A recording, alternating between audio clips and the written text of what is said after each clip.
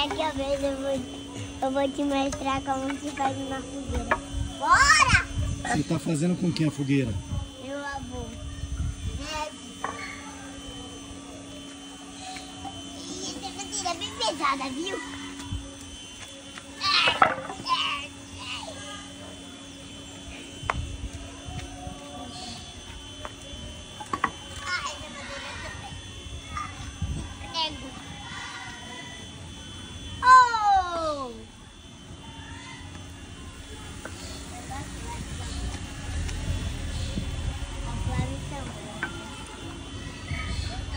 Pode ser.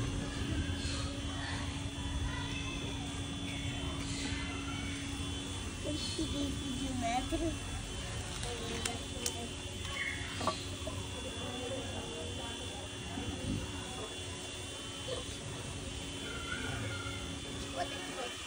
Cadê a cabeça?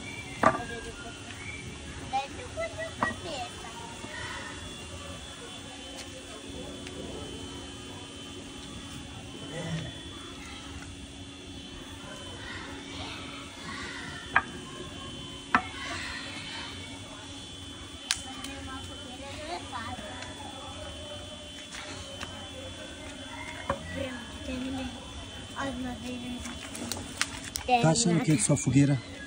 Tá ficando como? Aqui. Tá ficando como sua fogueira?